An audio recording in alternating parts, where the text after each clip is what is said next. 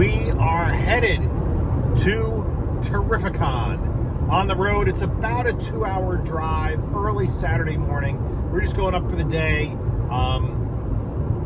Spend some time. A lot of people from the comic book community will be up there. So we'll be hanging out. And the great thing about the Terrificon show is that it's in a casino. You can step out for lunch and have like a nice sit-down lunch at a restaurant. You know, if you want to, you can gamble a little bit, and you know, it's a good show with a lot of good vendors. The guests, the artists and stuff is top notch. But I'm not into signed books, so we're just gonna go and see what we pick up here at Terrificon, and we'll give you a little bit of look around the show coming up next on this video from Bronzeville Comics.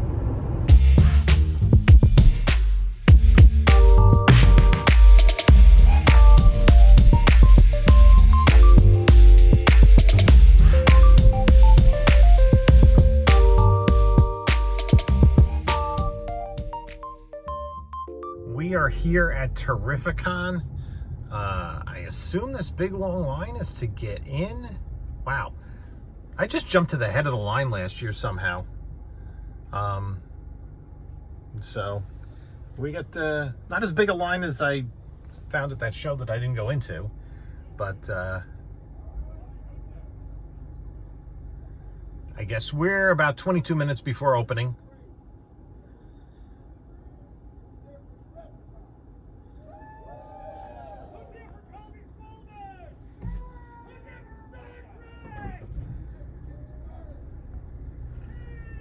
There's some folks who are excited and stuff.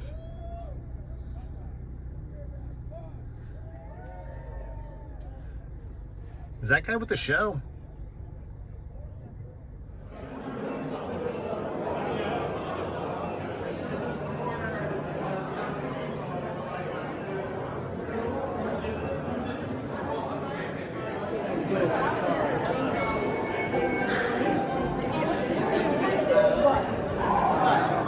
Hello, panelologists. In this video, we're going to talk about my visit to Terrificon, which was a great show in Uncasville, Connecticut at the Mohegan Sun Casino. A lot of people from the comic book community were there. Let's take a look at what it was like to get in. Now, I did get a little help getting in from some friends, and spent the entire day there. It opened at 10, closed at 7. We took a break for lunch, and the great thing about it being at the Mohegan Sun Casino is you go from the show floor, and then you just go out into the casino, and there are plenty of restaurants and eateries to choose from for lunch and then for dinner. And I know people were staying there for the weekend. I just went up for the day. It was about a 2-hour drive from my house. But let's take a quick look around the convention hall floor. So here we are on the Terrificon floor. It's almost like quitting time here. The show on Saturday opened at 10 and is going until 7 p.m. So it's, I don't know, like 6:40 right now, and I think I'm pretty much tapped out.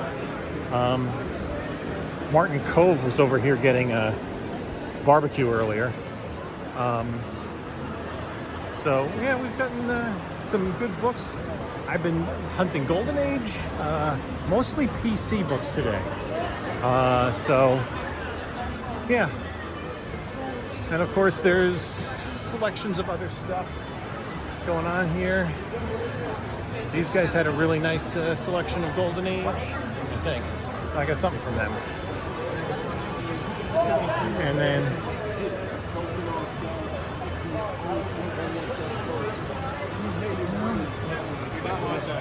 Ah, come on! you want dice? They have dice. Plenty of gamers. If you want, I don't know what this stuff is.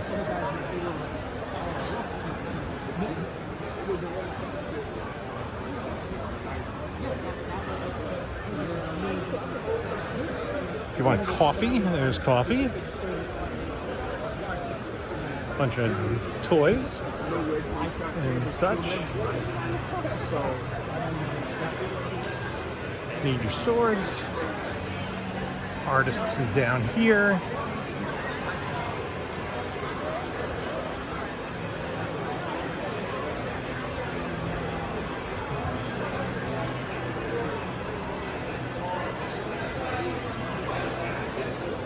So you got your cosplay up here. The Teen Titans.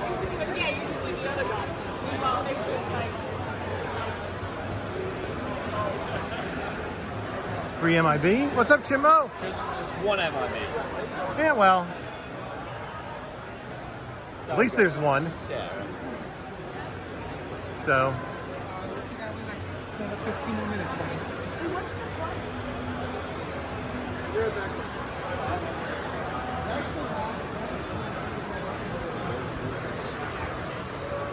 I really did not do any dollar bin digging. Again, a big show like this, I find it hard to avoid going after harder to find books, specifically Golden Age. So I got some gold, some bronze, some silver. I got any silver? Maybe. Got some stuff.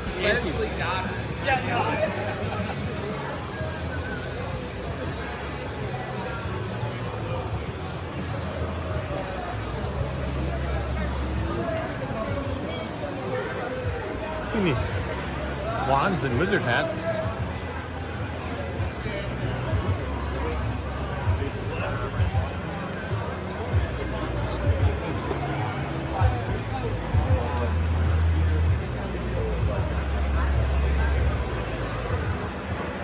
They look like they've done for the day. Some nice Golden Age there.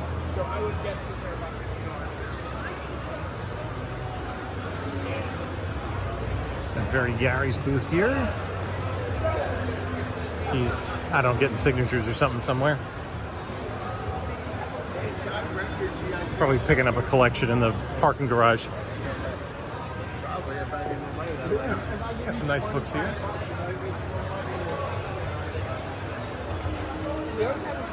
Well, let's go down this aisle. I haven't been up this aisle.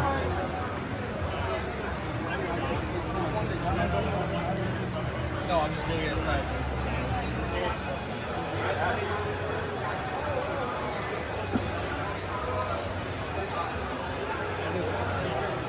Ooh, I like that Flash comics, but I'm gonna pass on it. Good thing I didn't bring too much money, or I would have spent too much money. You like dragons, that's all. This is a great show. It does have a good percentage of booths that are comic book booths, so that's a plus.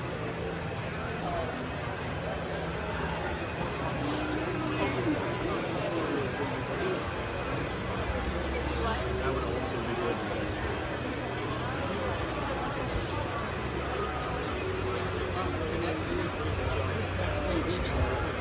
I think I was in this booth. T-shirts.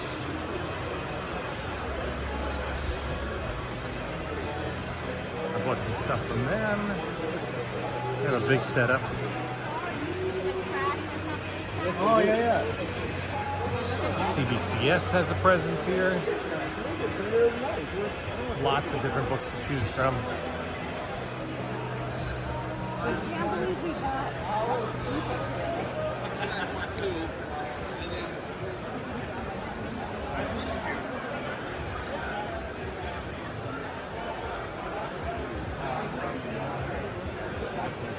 More swords. Clothes. No. Not my jam. Hey, Jim. What's going on? You'll be famous tomorrow.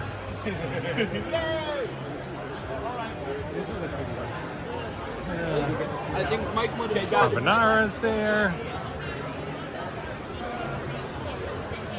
Got some stuff from here. This booth I picked up some things from.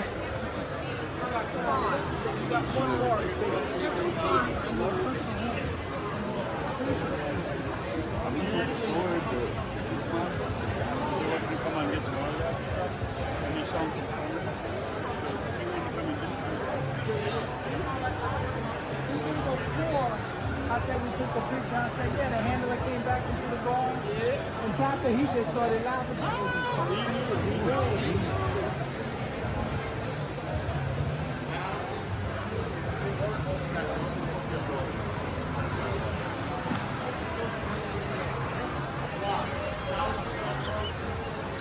And this is the last aisle. There's some books over here.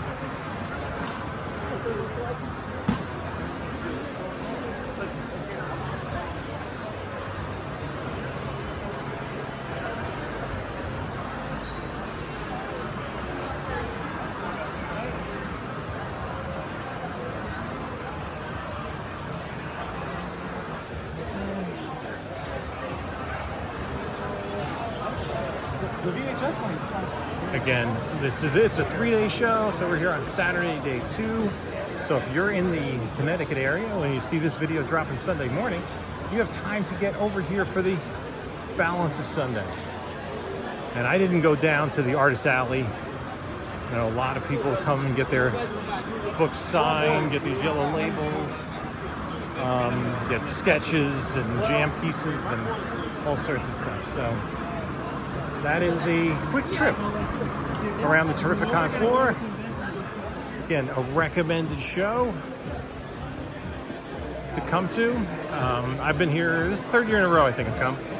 And it's always worth it for me to come out and check out some comics. So there were a lot of people there that I've known for a while, that are involved in YouTube, that were vending there, like Very Gary and Erod, and you know, plenty of others, people that I see at local shows and what have you. And then there were people that came in that I hadn't met before, but I knew, like Jimmy the Geek Aficionado was there, and Big Beam Fly the Comic Guy, Mon Comics, and just getting to meet a lot of new people that I've known through social media, through comments on each other's YouTube videos, or through Instagram chats.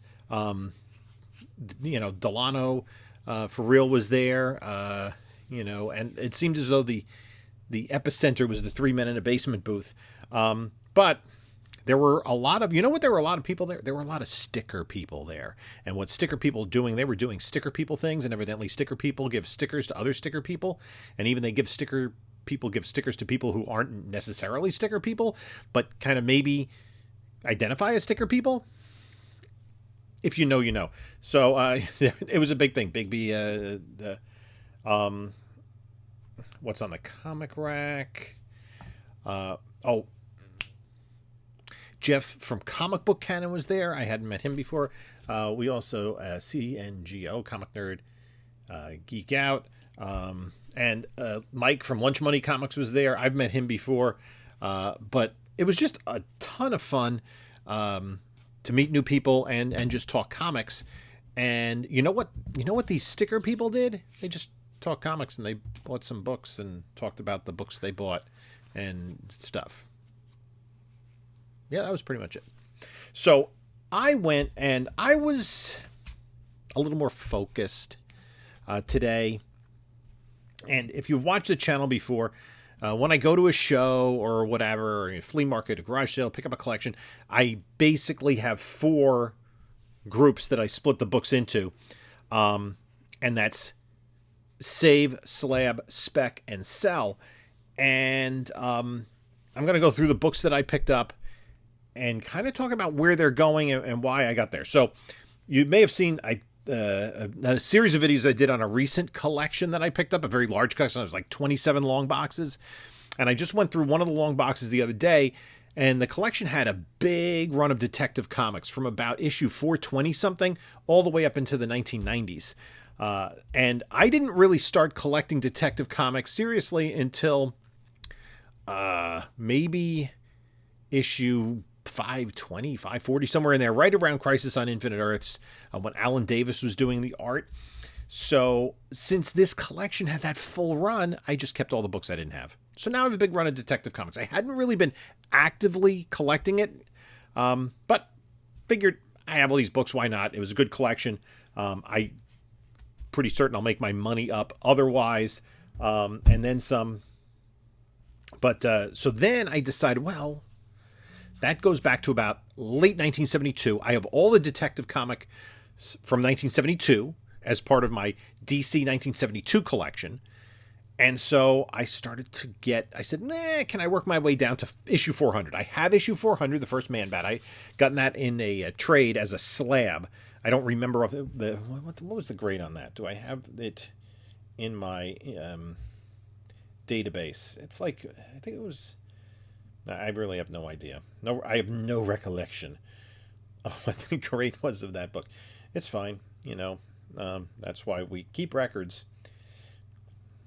I don't have it in this database. Detective Comics. No, I don't have it even in this database. I have to put it in the database. Anyway, I decided, let's work my way back to 400, a little bit before. So I went, Erod was there. I picked up this book from him, 413. And this is going into the save. And I put the year that it came out because I like to put the books in that sort of order.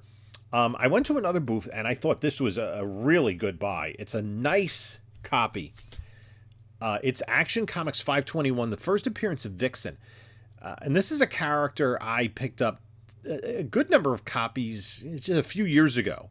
One of the first characters I spec'd on. She had a fairly prominent role in the Justice League Unlimited animated series. She was intended to be DC's first black superheroine, but because she was supposed to get her own title, but that was delayed by the DC implosion of 1978, and then Bumblebee appeared in Teen Titans. She came on a little bit later. This is her first appearance. This, I think, is, with a good press, this is into the nines. So I think I'm going to get this slabbed. And I think it was, the same vendor. I got Detective Comics 392, right?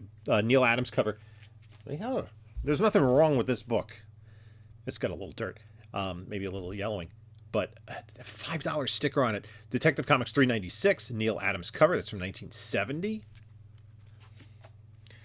And I bundled stuff together. And then they also had this book, and this is like the only book that I picked up today. It's going in the sell pile. It's Uncanny X-Men 168, first appearance of Madeline Pryor. Put that in that pile there. This is a spec book I got from another vendor, and it's a pretty decent copy. The biggest problem with it, it's got a little split here. Otherwise, the corners are pretty fine. You know, it's got a little bit of jankiness by the spine. It's a square-bound 100-pager. This is Justice League of America 110, and it's the second appearance of John Stewart. Another book that I spec'd on big time. I don't know how many copies I have of this, and to be honest, I don't know where. This was my first introduction to John Stewart when I picked this up as a kid in 1973. Yeah, 73, I think. I was probably still 6 years old. So that's going in the spec pile. Actually, I'm gonna potentially slab the Vixen book. Yep, that's right. Then this, I picked up some books from Very Gary. This is a pretty nice copy of Unexpected. Was this the one, though? I think this is the one. No, it was a different one. Yeah. This goes into my DC 1972 collection. So I have those separate. I have those in the back shelf. Those two boxes there amongst this mess. And this is not my living room. It's my basement, right?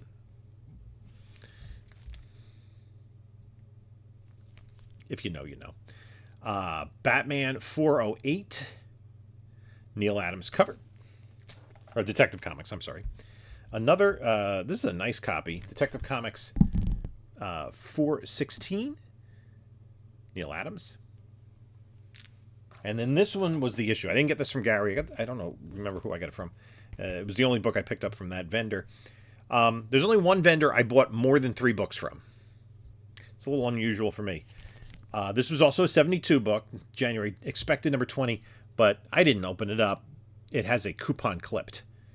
They bought some coins or something. People used to collect those things. Then this is a pretty nice copy of Detective Comics 417. Another Neil Adams cover. You can see I was going very heavy on Detective Comics. I can't pass up this Neil Adams gray tone cover. Look at that. This is 414. This is also from 1971. So I'm going to fill in that Detective Comics pretty solidly. I was really going crazy. 412, another awesome Neil Adams cover. You know, he was doing Green Lantern and Batman, but leading up to this, he was kind of DC's in-house cover artist. Especially in the late 60s, he did a lot of Jimmy Olsen, Adventure Comics, Superman. He did the cover of, that Jimmy Olsen book was the first Dark Side. He also had time to do like Tomb of Dracula 1 and Marvel Spotlight 2 for Marvel. But, yeah. And then kind of after Neil Adams took over at Nick Cardy did a lot of the covers.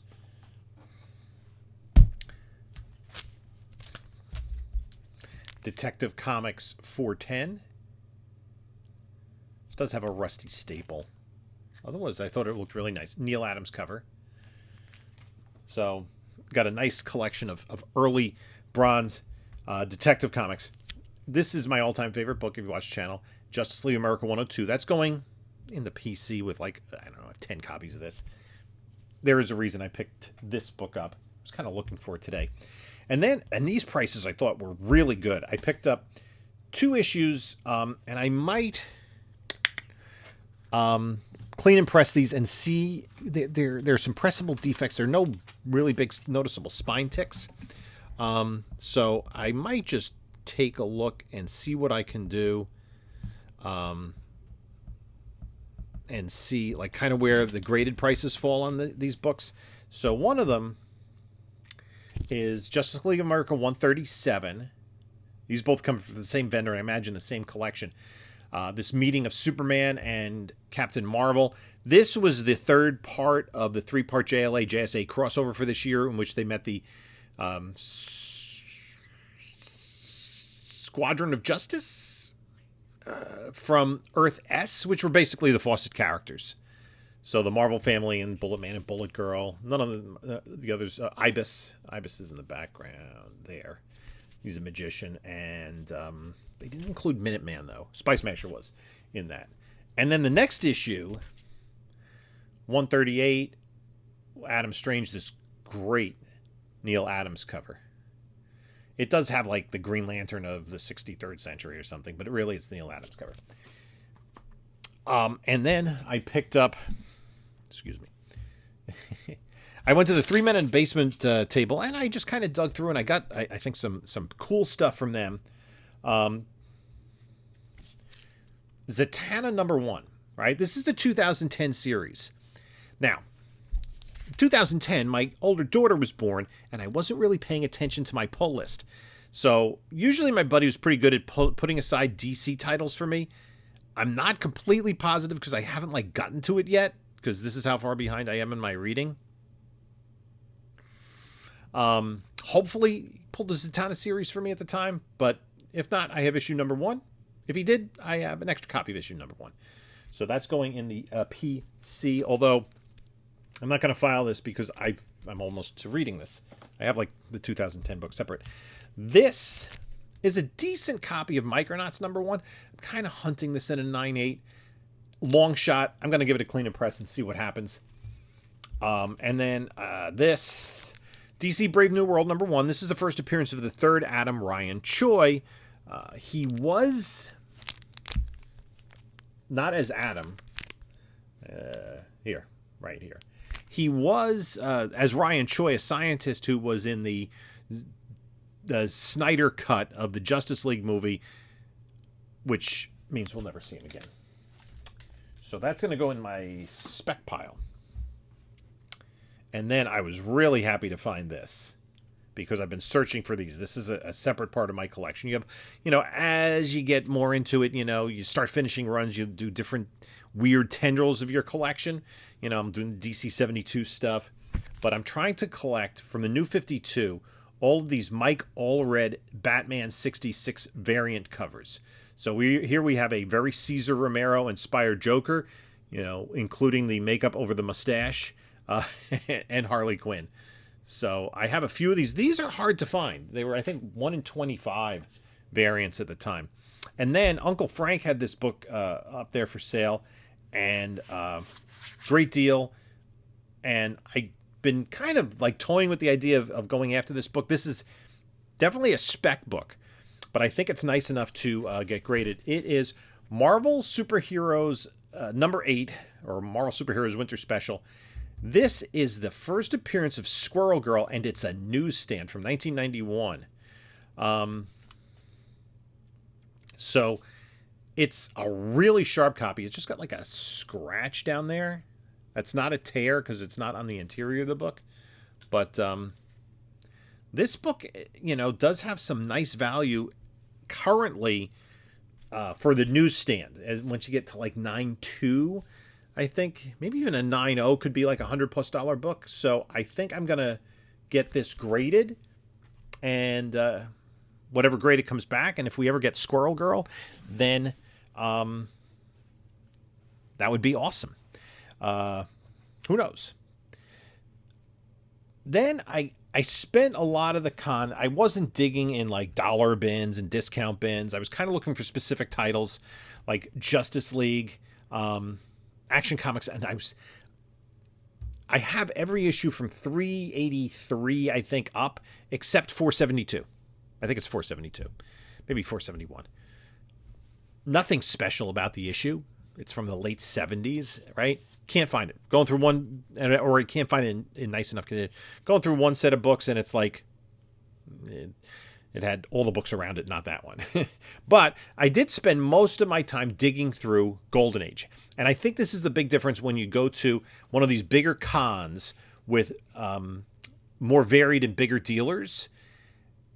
You have a better chance of getting more esoteric stuff, including Golden Age stuff. There are usually maybe 1 or 2 vendors that have any selection of Golden Age stuff at one of the smaller local shows, like let's say the Clifton show or the Route 110 show. So it's a little bit harder to find. Here there are more vendors that specialize in Golden Age, and I got 3 number 1 issues for my May 1946 collection. This one I'm pretty sure is from May 1946, but not completely sure. It was on my checklist. I think I got that information from an old Overstreet guide. And because the indicia on here is very unclear. Clown comic book, number 1. Yeah, I don't know what to make of it. I had to like manually enter this book into CLZ. It wasn't even in there. So, it's a humor book, very much a kid's book. The structure of the book is really strong. Like the staples are really solid, but it is like kind of stained and dirty, and Leslie wrote her name on it in pencil. But yeah, it's got a lot of like foxing on it and stuff, but very solid. And then kind of the last vendor I went to for the entire show was actually in a separate room. And he had a book that I actually had made note of earlier in the day that I needed. And the price was, I thought, pretty good for what it was. And I, asked for a little bit of a discount. He's like, sure. And it's Gene Autry Comics number 1. Now, this is the Dell comic, which is volume 2. Gene Autry had a Fawcett comic from like 1941 to 1943. And if you're like, who is Gene Autry? You kind of know who Gene Autry is. He was a singing cowboy, which was a very popular thing like in the 30s and 40s and kind of into the 50s. Let me just get some focus here. He recorded albums. He did movies. Usually the movies they're like B westerns. Roy Rogers was the other popular one at the time, but kind of John Wayne got his start in those kinds of movies. I don't think Wayne did much of the singing, but these quick like 52-minute, really programmer films, not huge budgets, and basically they would be on the strength of this one star. But most people kind of have a connection with Gene Autry because Gene Autry was the there was a song that he helped popularize that I would guess the vast majority of you know the lyrics to. And it's Rudolph the Red-Nosed Reindeer. He published that recording, and that was his. So, Gene Autry Comics #1, May 1946 book. That is cool. And then I went to another guy that had, actually, I was able to find a few books from him. He had a nice selection of Golden Age. I did get a Silver Age Adventure Comics, and this is the Argent of Bouncing Boy. Adventure Comics 301. It's from 1962. It's in decent condition.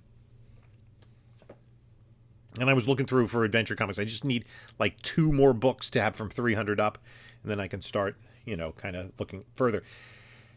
Then I got a book, and this has got 2 defects on it. Otherwise, it's gorgeous. And it's a series. It's this particular issue is from May 1946. It's a series that I have earlier issues of, and it's Leading Comics number 18. Other than that chip there, the rest of the book, I mean, there's no stress at all around the staples, the front-facing staples. It is clean, like very smooth cover. If it weren't for that piece missing, it's probably, and it's also got a little chip up there, it's probably an 8+. But I'm not going to submit this for grading, at least not in any time in the foreseeable future. I may down the road when I get when I get basically all the keys from May 1946, all the big boy books.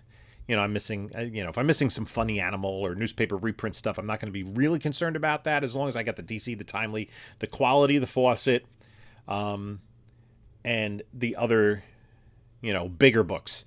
Because I don't think I'll ever get everything. I might then send out some of those to get graded because I've been pretty lucky getting stuff in pretty high quality. So this Leading Comics, this is a Funny Animal with Nero Fox, the jive jumping emperor of ancient Rome. But I do have the first 14 issues of Leading Comics, which are the 14 appearances of the 7 Soldiers of Victory, starting with issue 15 and becoming a Funny Animal book. And then the big boy book that I bought for the day,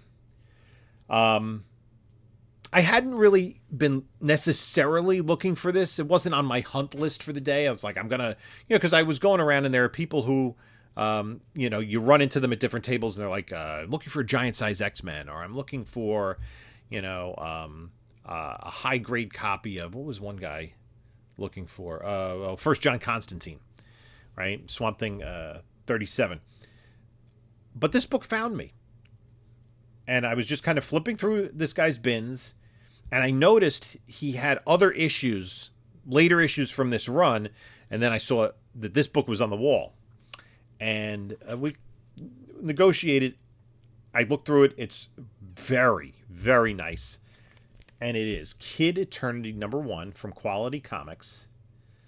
It's funny, last year, the Golden Age book I picked up, the biggest Golden Age book I picked up at Terrificon was Hit Comics from May in 1946, which was an anthology where Kid Eternity at that point in time was the cover feature. And then he got his own book here.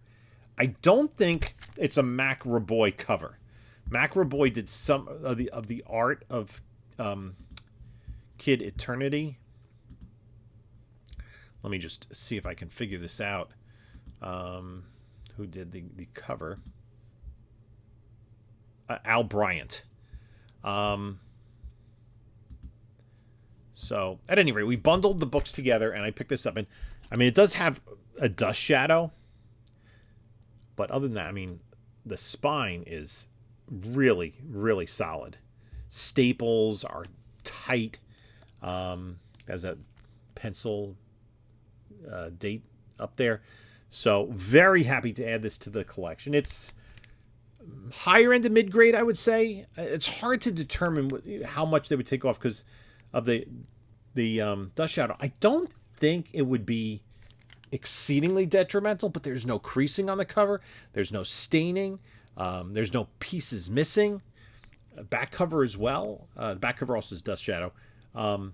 So I was really happy. I'm kind of especially, I'm not as concerned for, some of the forgotten funny animal stuff. Maybe a little bit different for Disney or Looney Tunes kind of thing. But I'm trying to get like nicer copies of these books from this particular month, and I've had good success with doing that at shows. I've found like, pretty solid copies. Not, it's not unusual. So yeah, there was a nice original owner collection of the maybe the first 5 issues of Kid Eternity. Could have been more than that. So really happy to have that in the collection. And he was later brought into DC continuity, and was retconned to be, it was either the cousin or long lost brother of Freddie Freeman, Captain Marvel Jr. Because Mac Raboy at one point drew both characters, and they looked pretty similar. They looked like brothers. So that is the Terrificon haul. Most of the stuff, the vast majority of the books are PC books, and even the books that I'm going to get graded or look to clean and press and maybe get graded, if they're the best I have, they'll go into the PC. Now, some of those, the Justice League books, I already have those books, so it's just kind of potential upgrades. Just a couple spec books and one book to sell, and that's it. I was really looking for PC books today. So if you were Terrificon, let me know. A lot of people came up and said hello, had some good conversations with folks. And one guy comes up to me and he, says hello, introduced himself. He goes, I also wanted to come and get a closer look at this. I was digging through a bin looking for like action and adventure and stuff. And he pointed on the wall to 2 books that were on this guy's wall. Raw books.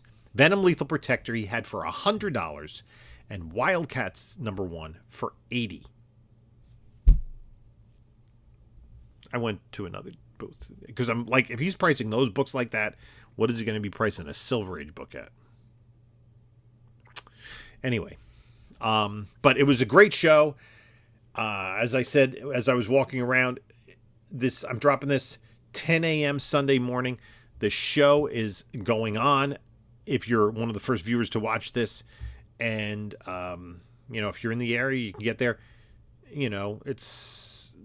It's in a casino, so you got to kind of take time to navigate. It wasn't that long. It took me maybe 5 minutes to walk from the parking garage inside all the way to the I don't know if they call it the convention center or whatever, where the show was being held. A lot of great guests. I know that Jim Lee was there. I saw Martin Cove at one point. Charlie Cox is going to be there on Sunday. Keanu Reeves was there on Friday. Walt Simonson was there. I talked to somebody who had breakfast with Walt. Evidently, Walt Simonson kind of hangs around where the breakfast is served and just waits for somebody to invite him and buy him breakfast. That's a rumor. I don't know if it's completely true, but somebody had breakfast with him. And I think, it just had everybody that I talked to had a really good time. And it was great meeting other people, from the comic book community, including the sticker people doing sticker people things. So I'd like to thank you for stopping by. In the comments below, if you have ever been to Terrificon or you were there this weekend, let me know. Say something in the comments or say something about the books I picked up. In the meantime, you can take a look at a couple of my other books here. And this is Jim saying until...